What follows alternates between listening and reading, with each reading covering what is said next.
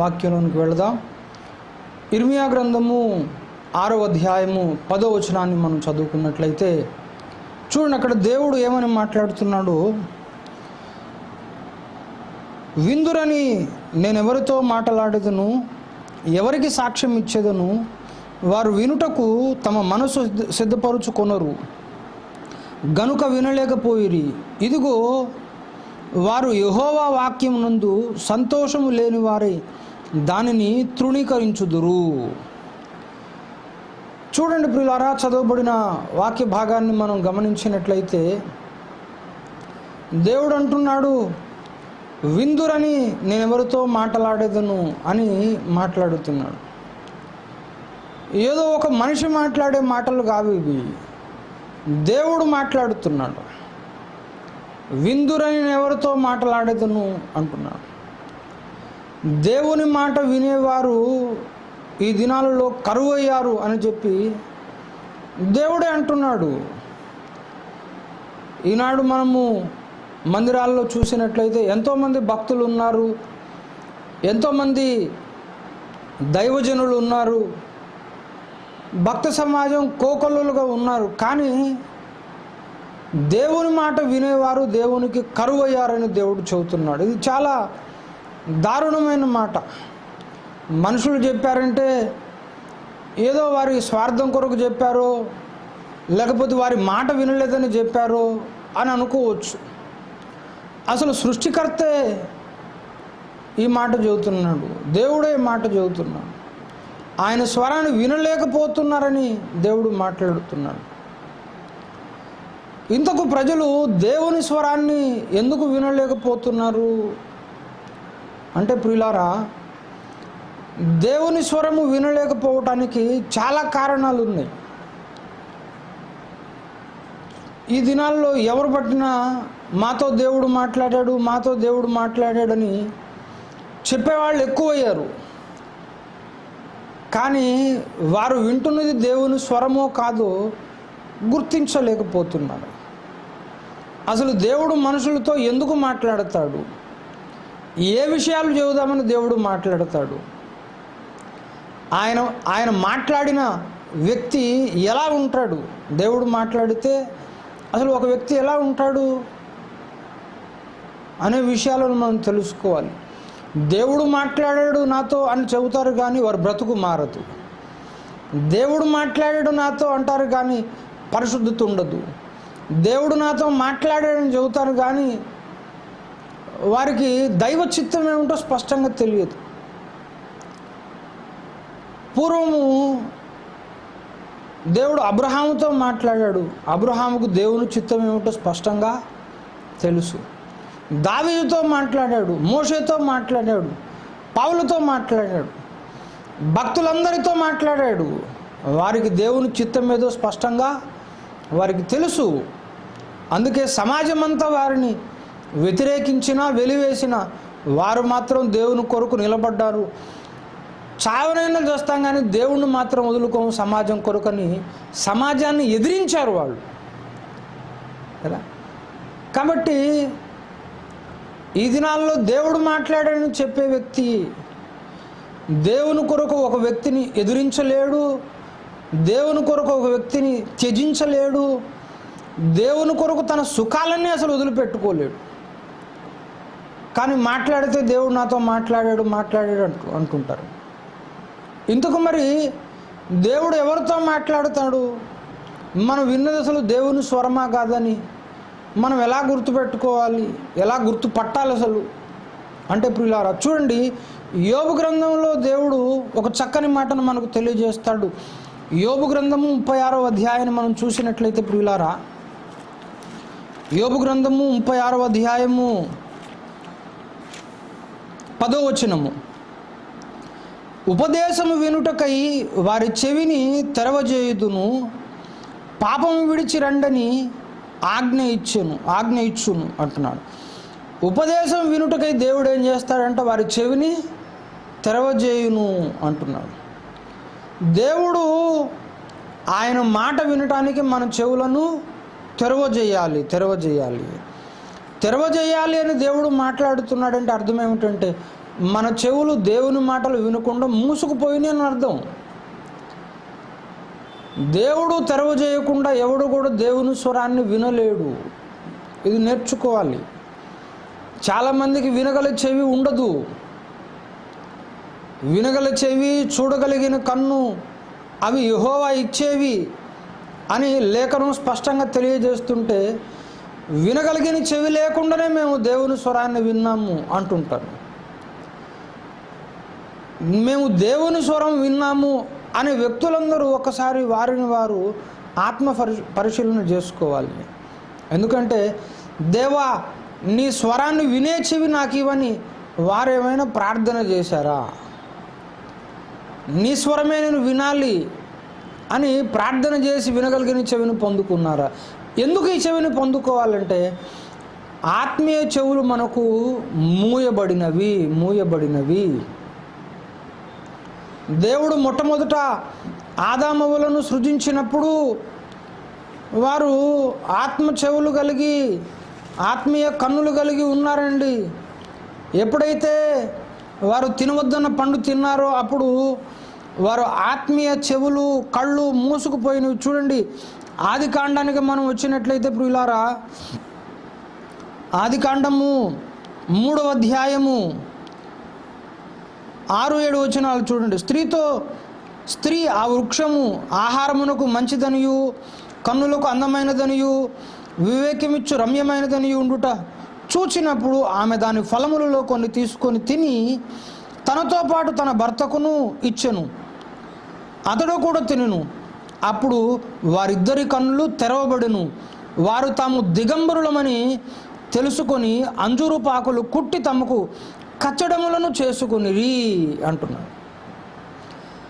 ఆదామవ్వలను దేవుడు దిగంబరులుగానే చేశాడు.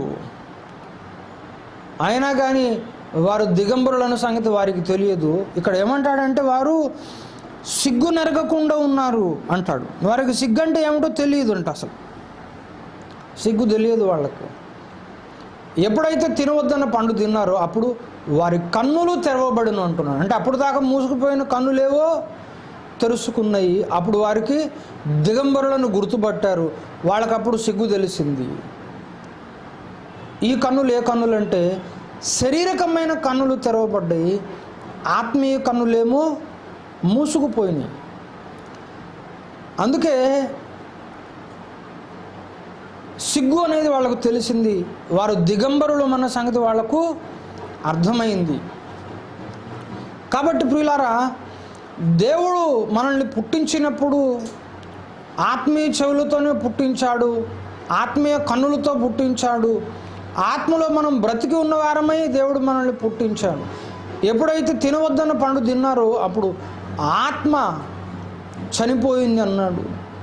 అప్పుడు ఆత్మీయ చెవులు మూసుకుపోయినాయి కదా. ఎఫెసీయులకు రాసిన పత్రికలో మనం చూసినట్లయితే ప్రియులారా, మన పాపముల ద్వారా, అపరాధముల ద్వారా మనము చచ్చిన వారమై ఉన్నామని మాట్లాడతాడు. ఎఫెసీయులకు రాసిన పత్రిక 2వ అధ్యాయము 1వ వచనాన్ని మనం చూసినట్లయితే అక్కడ చాలా స్పష్టంగా తెలియజేస్తాడు. మనము చనిపోయాము అని దేవుడు మాట్లాడుతున్నాడు. చూడండి, ఎఫెసీయులకు రాసిన పత్రిక 2వ అధ్యాయం 1వ వచనం, మీ అపరాధముల చేతను పాపముల చేతను మీరు చచ్చిన వారై ఉండగా ఆయన మిమ్మల్ని క్రీస్తుతో కూడా బ్రతికించెను అంటున్నాడు. పాపముల చేత, అపరాధముల చేత మనము చనిపోయాము అని మాట్లాడుతున్నాడు. పాపం వేసిన వాడు నిజంగా చనిపోడు, బ్రతికే ఉంటాడు. కానీ మరి దేవుడు చనిపోయాడని ఎందుకు చెబుతున్నాడు అంటే తను ఆత్మయందు చనిపోతాడు. ఆత్మయందు అతను చనిపోతాడు. కాబట్టి దేవుని స్వరం వినేది ఆత్మ. ఆత్మీయ చెవులు ఉంటేనే దేవుని స్వరాన్ని వినగలుగుతావు. దేవుణ్ణి చూచేది ఆత్మ కన్నులతో. అందుకే బిలాము సంఖ్యాకాండములో దేవుణ్ణి చూశాడు. చూసినప్పుడు అతను గూర్చి ఏమని చెబుతుందంటే ఏమని రాయబడిందంటే కన్నుల మూసిన వానికి వచ్చిన దేవోక్తి అని రాస్తాడు. కింద ఫుట్ నోట్లోనేమో ఏమంటాడంటే కన్నులు తెరిచిన వానికి వచ్చిన దేవోక్తి అంటాడు. సంఖ్యాకాండము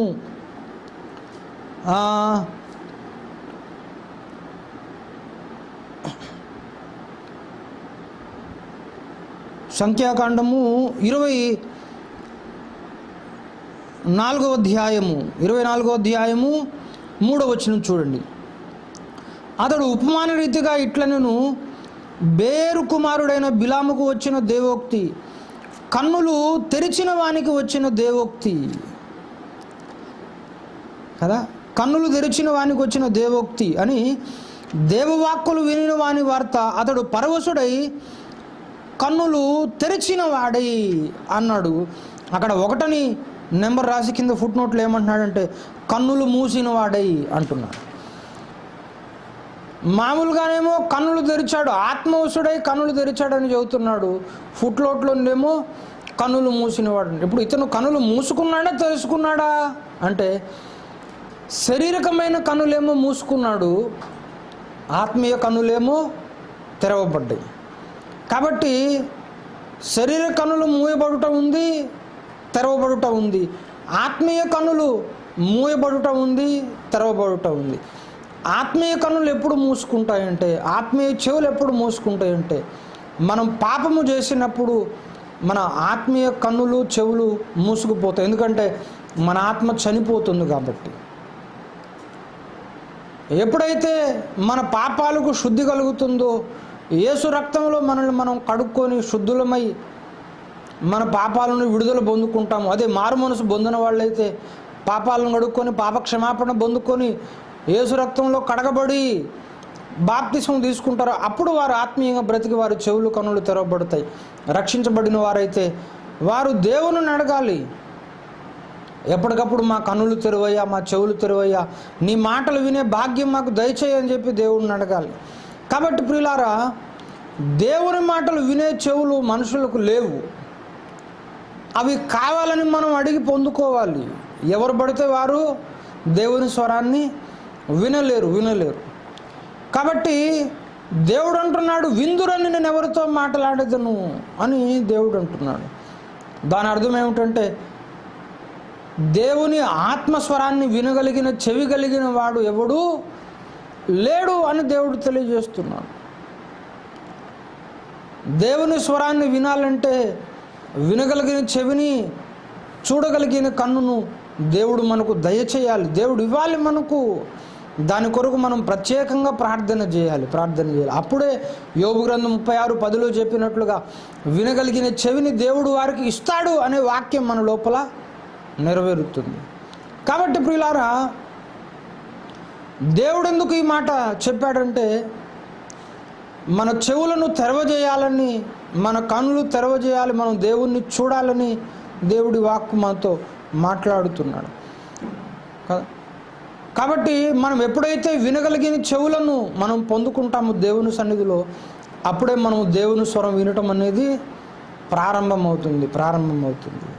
అంతేకాకుండా సామెతల గ్రంథము 19వ అధ్యాయంలో కూడా ప్రియులారా, దైవ స్వరాన్ని ఎవరు వింటారో తెలియజేస్తాడు. చూడండి ఒకసారి, సామెతల గ్రంథము 19వ అధ్యాయము 27వ వచనము. నా కుమారుడా, తెలివిని పుట్టించు మాటలు నీవు మీరగోరితివా, ఉపదేశం వినుట ఇక మానుకొనుము అంటున్నాడు.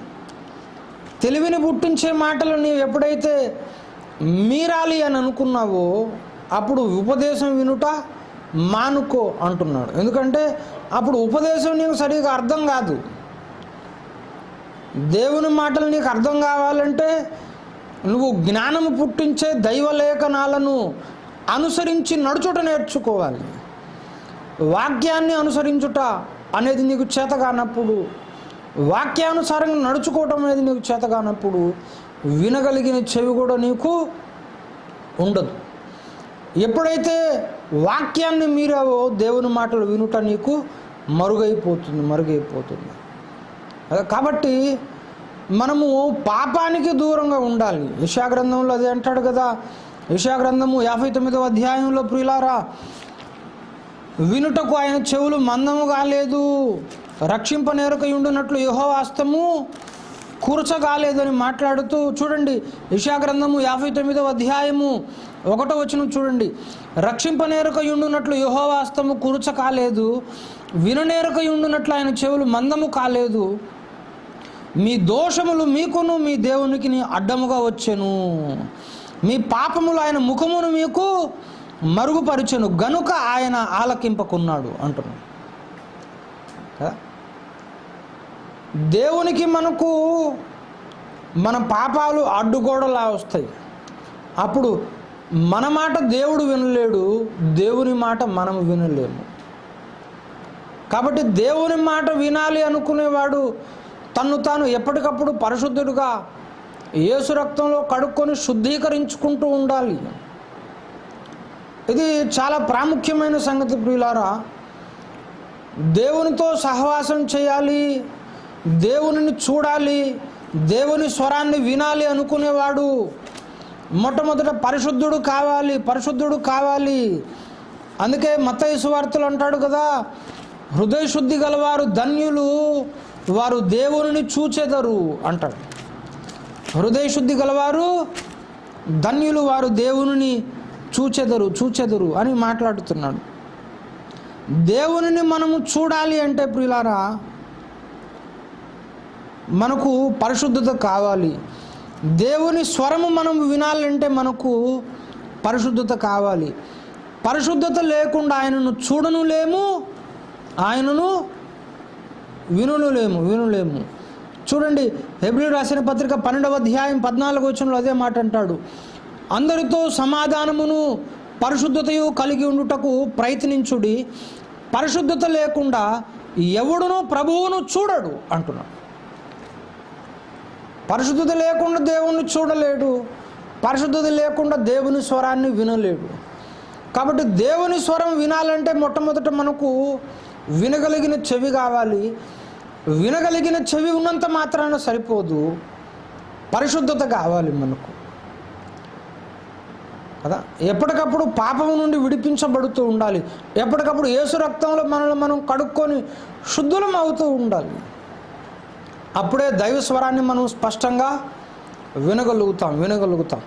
కాబట్టి దైవ స్వరాన్ని మేము విన్నాము అని చెప్పేవాళ్ళు మొట్టమొదట దేవుని యొద్ద నుండి వరముగా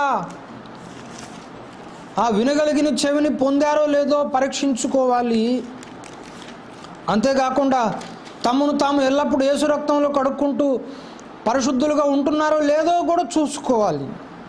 అంతేకాకుండా ఇక్కడ వారు ఎందుకు వినలేకపోయారో అంటున్నాడు. ఇర్మియా గ్రంథం మనం చదువుకున్న మూలవాక్యము 6వ అధ్యాయం 10వ వచనంలో ఏమంటున్నాడు? విందురని నేను ఎవరితో మాట్లాడేదను, ఎవరికి సాక్ష్యం ఇచ్చేదను, వారు వినుటకు తమ మనస్సు సిద్ధపరుచుకొనరు అంటున్నాడు. వినుటకు వారు ఏమి సిద్ధపరుచుకొనరంట? తమ మనస్సు సిద్ధపరుచుకొనరు అంటున్నాడు. మనసు సిద్ధపరుచుకోవాలి వినటానికి. మొట్టమొదటేమో వినగలిగిన చెవి ఉండాలి, పరిశుద్ధత ఉండాలి, తర్వాత తమ మనసును సిద్ధపాటు చేసుకోవాలి. ఆ మనస్సును సిద్ధపాటు చేసుకోలేదు గనుకనే వారు ఏమయ్యారు? వినలేకపోయిరి. ఎందుకు? వారి మనసు ఎలా చెడిపోయిందో చెబుతున్నాడు. ఇదిగో వారు యెహోవా వాక్యమందు సంతోషము లేని వారై దానిని తృణీకరింతురు అంటున్నాడు. వాక్యమందు వారికి ఏమి లేదంట? సంతోషము లేదు అంటున్నాడు. చూడండి, ఈ లోక సంగతులు వినాలంటే మనకు ఆనందంగా ఉంటుంది. ఈ లోకంలో జరిగే వింతలు వినాలంటే, చూడాలంటే మనకెంతో సంతోషంగా ఉంటుంది.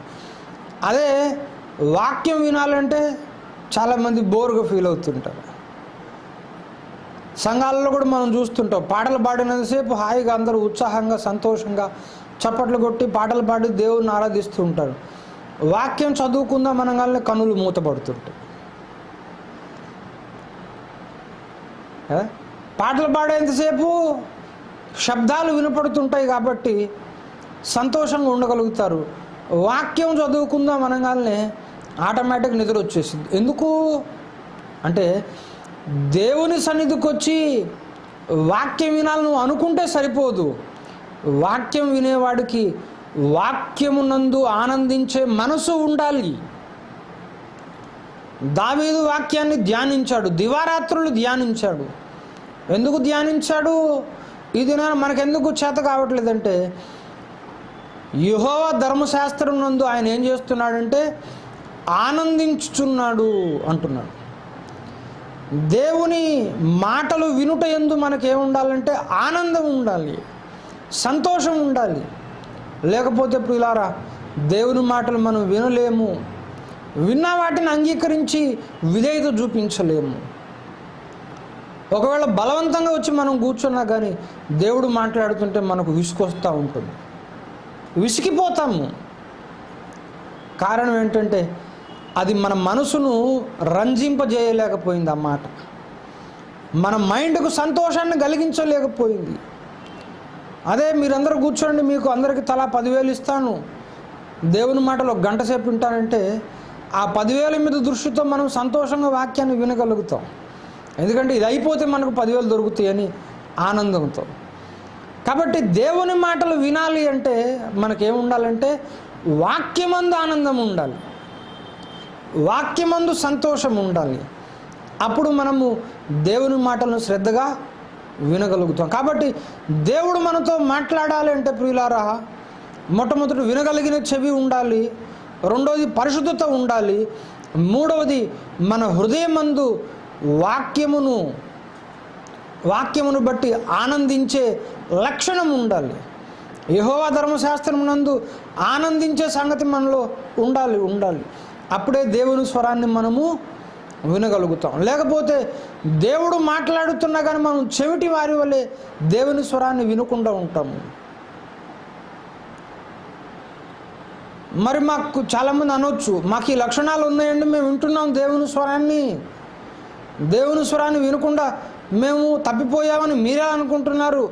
మాకు దేవుడిచ్చిన చెవి ఉంది, పరిశుద్ధత మాకుంది, మాకు వాక్యమందు ఆనందం ఉంది, మేము వినేది దైవ స్వరమే అని చాలామంది అనుకోవచ్చు. అనుకుంటే దైవ స్వరం విన్నప్పుడు మన లోపల కలిగే లక్షణాలు కూడా చెప్పాడు. అది దైవ స్వరం వింటున్నప్పుడు మన లోపల ఏ లక్షణాలు కలుగుతాయో చెబుతున్నాడు. చూడండి, దేవుడు సామెతల గ్రంథానికి మరలా మనం వచ్చినట్లయితే ప్రియులారా, అక్కడ దైవ స్వరం విన్నప్పుడు జరిగే సంగతులను గురించి దేవుడు మాట్లాడతాడు. మనం ఎప్పుడైతే దైవ స్వరం విన్నామో అప్పుడు మన లోపల ఆటోమేటిక్గా ఒక లక్షణం కలుగుతుంది అంటున్నాడు. చూడండి, 29వ అధ్యాయము, సామెతల గ్రంథము 29వ అధ్యాయం 18వ వచనము. దేవోక్తి లేని ఎడల జనులు కట్టులేక తిరుగుదురు, ధర్మశాస్త్రం అనుసరించువాడు ధన్యుడు అంటున్నాడు. దేవోక్తి లేకపోతే జనులు కట్టులేక తిరుగుతారంట, అంటే ఐక్యత లేకుండా ఉంటారు అంటున్నాడు. ఎప్పుడైతే దేవుని ఉపదేశం ఎక్కడైతే ఉంటుందో, దేవుని స్వరం ఎక్కడైతే ఉంటుందో అక్కడ మొట్టమొదట వచ్చేది ఏమిటంటే ఐక్యత.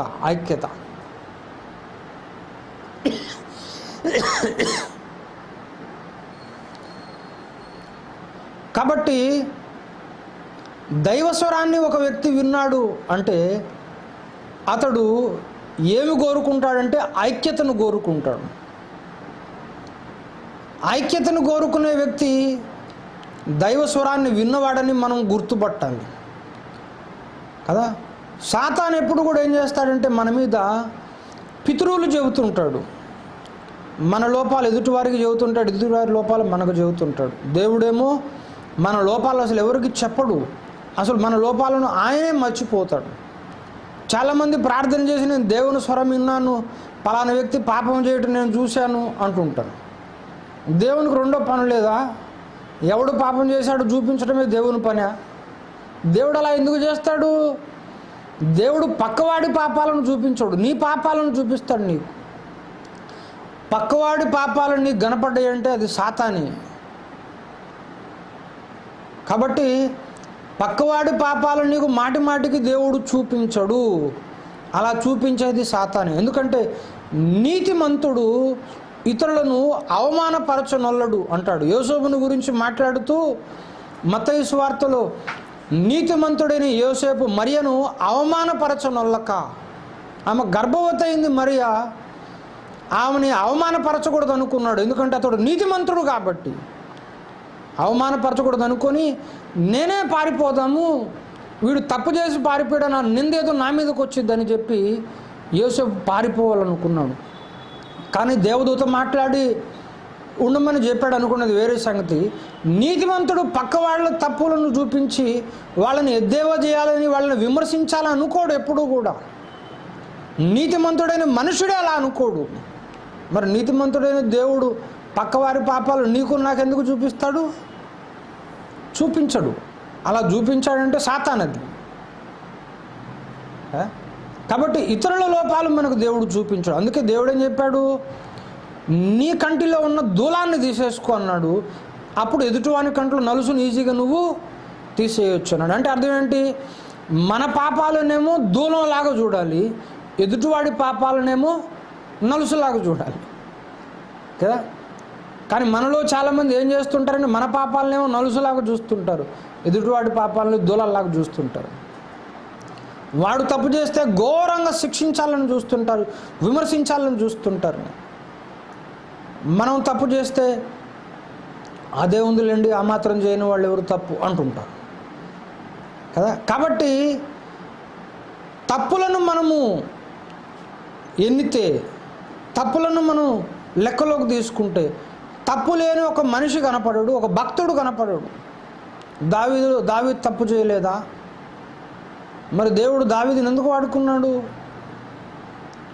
సొలొమోను తప్పు చేస్తాడు, పడిపోతాడు, మళ్ళీ తిరిగి లెగుస్తాడన్న సంగతి దేవునికి తెలుసు. ఆయన దేవుని మందిరాన్ని కట్టే ఛాన్స్ సొలొమోనుకి ఇచ్చాడు దేవుడు. బైబిల్లో చాలామంది తప్పులు చేసిన వ్యక్తులను దేవుడు వాడుకున్నాడు. మనిషి తప్పు చేయకపోతే వాడు మనిషే కదా. అట్లనే తప్పు చేయాలి అని నేను అనట్లేదు, మానవ స్వభావం అది అంటున్నాను. మనుషులు తప్పు చేస్తూ ఉంటారు, దేవుడు దానిని క్షమిస్తూ ఉంటాడు. దేవుని స్వభావమేమో క్షమించుట, తప్పులను దాచిపెట్టుట. మానవ స్వభావమేమో తప్పులు చేయుట, ఎదుటివారి తప్పులు ఎండగట్టుట. ఇది మానవ నైజం. కాబట్టి మనము తప్పు చేస్తామని దేవునికి ముందే తెలుసు. అందుకే పాపులారా రండి అని పిలిచాడు. పరిశుద్ధులారా రండి అనలేదు, పాపులారా రండి అన్నాడు. కాబట్టి మనం తప్పు చేస్తామని తెలుసు, వాటిని ఎలా బాగు చేయాలో దేవునికి తెలుసు.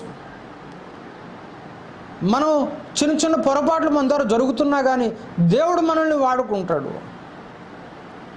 నేను తప్పు చేయలేదు, ఇంతవరకు నేను పరిశుద్ధతను కాపాడుకున్నాను, చెడగొట్టుకోలేదు, ఒక్క తప్పు కూడా చేయలేదు, కనీసం కంటి చూపుతో కానీ తలంపులలో కానీ నేను పాపమే చేయలేదు అన్న దైవజనుని చూపించండి నాకు. అక్కడ చూద్దాం. అసలు విశ్వాసి కాదు, దైవజనుని చూపించండి. అలా అన్నాడంటే ఉత్తమ అబద్ధికుడు అనే అవార్డు ఆయనకి ఇవ్వచ్చు కదా. కాబట్టి మనం తప్పులు చేస్తాం, మనల్ని దేవుడు వాడుకున్నాడంటే మనం మంచోళ్ళమని కాదు, దేవుడు మంచోడు కాబట్టి మనల్ని ఏం చేస్తున్నాడు? వాడుకుంటున్నాడు, అంతే. కాబట్టి ఐక్యత కావాలని కోరుకునేవాడు ఏం చేయడంటే తప్పులను క్షమిస్తాడు, తప్పులను దాచిపెడతాడు. ఎక్కడ దాకెందుకండి? మన ఇంట్లో మన కూతురు మన కొడుకు తప్పు చేస్తే పక్కింటికి పోయి చెప్పొస్తామని నా కూతురు ఇట్లా చేసింది, నా కొడుకు ఇట్లా చేశాడని చెప్పాముగా. అదే బయట వాడి కుమారుడు తప్పు చేస్తేనేమో ఊరు మొత్తం చాటింపేస్తాం. ఎందుకు? నీ కుమార్తె నీ కుమారుడు తప్పు చేస్తే ఎందుకు చెప్పవు అంటే వాడిని ప్రేమించావు కాబట్టి వాని గుట్టు నువ్వు దాచిపెడుతున్నావు. ఎదుటివాడి మీద ప్రేమ లేదు కాబట్టి వాని గుట్టును ఎండగడుతున్నావు, అంతే. దేవుడు ప్రేమ కలిగిన వాడు మనల్ని ప్రేమించాడు కాబట్టి మనల్ని ప్రేమించాడు. అందుకే ప్రేమ సమస్త దోషములను కప్పును అని వ్రాయబడింది బైబిల్ గ్రంథంలో. ప్రేమ దోషాలను కప్పిద్ది, ఎండగట్టదు. చాలామందికి అదే పని, నువ్వు ఆ తప్పు చేసావు, ఈ తప్పు చేసావు, ఇలా చేసావు, అలా చేసావు అంటుంటారు. అలా చేసావు, అలా చేస్తాం కాబట్టి మనల్ని ఏమన్నారు? పాపులు అన్నారు. పాపులారా రండి అని దేవుడు వచ్చాడు, మీ పాపాలను తీసివేస్తాను రండి అని చెప్పాడు. మనం పరిశుద్ధులమని దేవుడు మనల్ని పిలవలేదు, పాపులనే పిలిచాడు. మన పాపాలను శుద్ధి చేయగలను అన్న విశ్వాసం సామర్థ్యం దేవునిలో ఉన్నాయి కాబట్టి మనల్ని పిలిచాడు బాగు చేద్దామని. ఇప్పుడు హాస్పిటల్కి ఎవరు వెళ్ళాలి? రోగులు వెళ్ళాలి. హాస్పిటల్ ఎందుకు కట్టుకుంటారు? ఆరోగ్యవంతులు రండనా, రోగులు రండనా, రోగులు రండని. అలాగే దేవుడు కూడా ఎవరిని పిలుస్తున్నాడు? పాపులారా రండి అని పిలుస్తున్నాడు. ఆయనకు పాపులు కావాలి.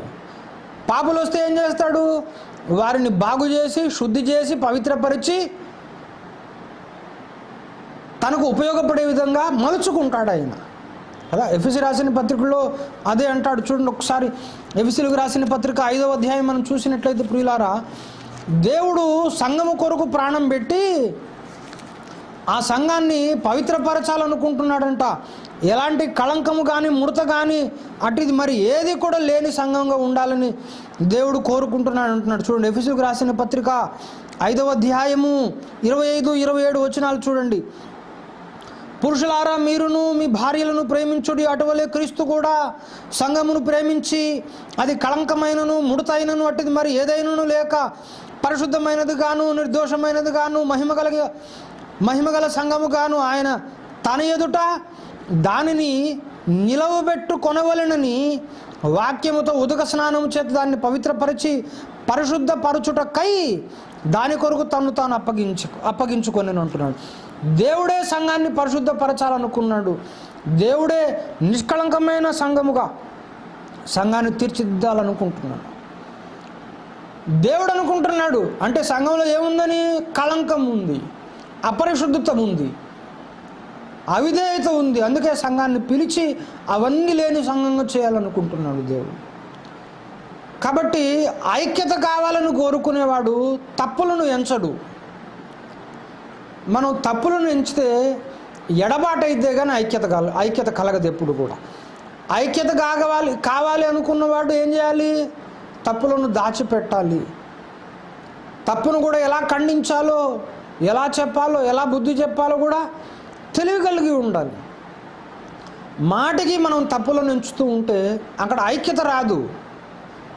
ఏమొచ్చిందంటే ఎడబాటు వచ్చింది, విడిపోతాం.